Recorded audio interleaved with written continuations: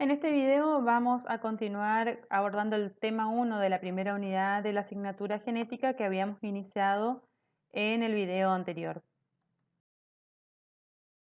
Continuaremos entonces hablando de las divisiones celulares y en este caso vamos a iniciar con la meiosis.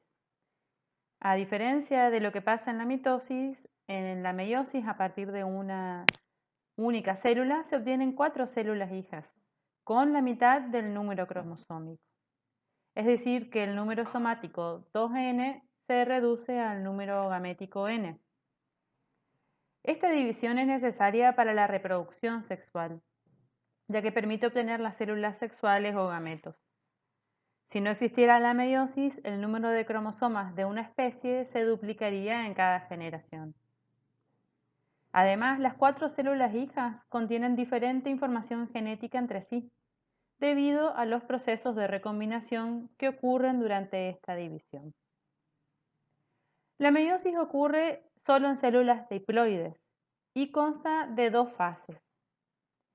La primera, denominada meiosis I, es una etapa reduccional, ya que es en este momento donde el número de cromosomas se reduce a la mitad. Para su estudio, al igual que en la mitosis, se divide en 4 fases, que en este caso identificamos como profase 1, metafase 1, anafase 1 y telofase 1.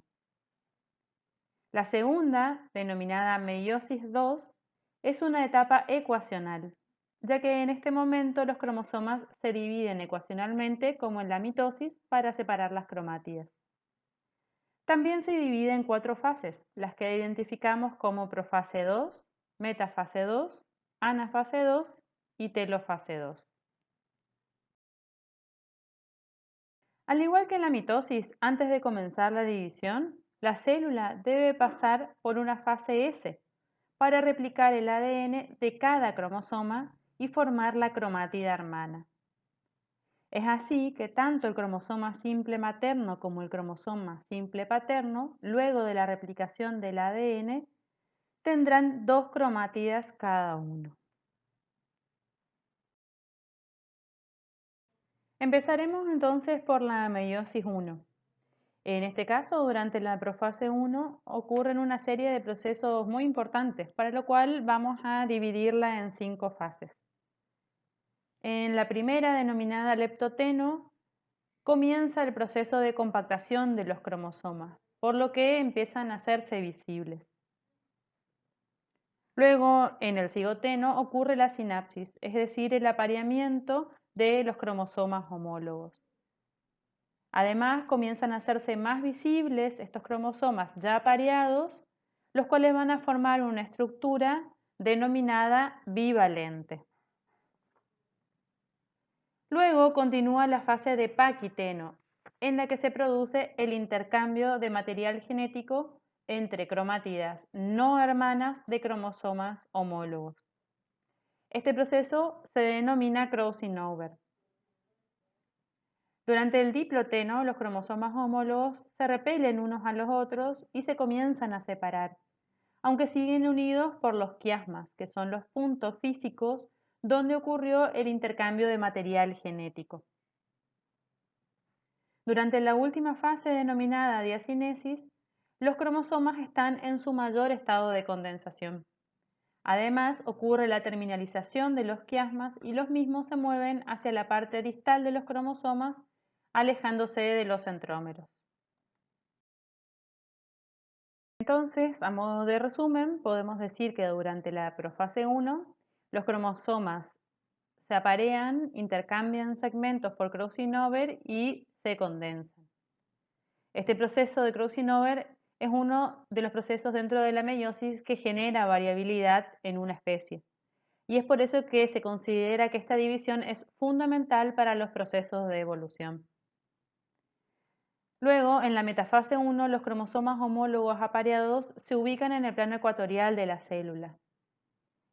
El ordenamiento de los cromosomas homólogos en este plano ocurre al azar, por lo que este proceso también es uno de los que genera variabilidad genética.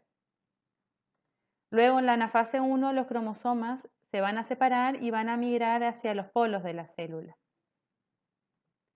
Por último, durante la telofase 1 se van a reorganizar los núcleos y va a ocurrir la citocinesis dando lugar a dos células hijas. 2. El proceso ocurre de manera similar a la mitosis. Durante la profase 2 vuelve a desaparecer la membrana nuclear, los cromosomas se condensan y empieza a formarse el uso meiótico. En la metafase 2, los cromosomas se alinean en el centro de cada célula, en el plano ecuatorial. Y en la anafase 2 se separan las cromátidas hermanas de los cromosomas, de manera similar a lo que ocurre en la mitosis. Finalmente, en la telofase 2 se volverán a formar los núcleos y los cromosomas dejarán de estar condensados. También ocurre la citocinesis, dando lugar finalmente a las 4 células haploides. Si bien la meiosis permite obtener las células haploides que darán lugar a los gametos, en las plantas aún es necesario que ocurran una serie de procesos que darán lugar a la formación de las estructuras que contienen a los gametos. En el caso de los gametos masculinos, estos se denominan núcleos generativos. Y es necesario la formación de un grano de polen, ya que esta estructura es la que contiene a los núcleos generativos. Cada célula haploide originada por meiosis sufrirá una serie de divisiones mitóticas para dar lugar a un grano de polen, el cual contendrá una célula vegetativa, la cual estará destinada a formar el tubo polínico, y una célula generativa, que es la que estará destinada a contener los dos núcleos generativos o gametos masculinos.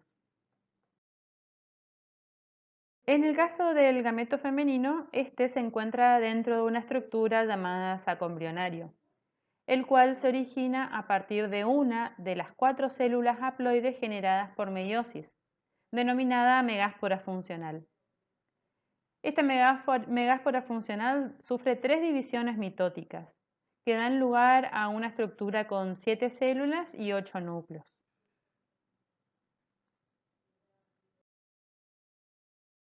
De estas células, la ovocélula o célula huevo es el gameto femenino, el que al ser fecundado por uno de los núcleos espermáticos dará origen al embrión.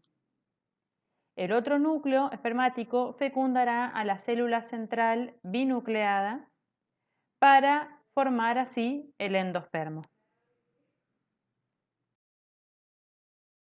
Aquí le dejamos la bibliografía de la cual podrán estudiar este tema.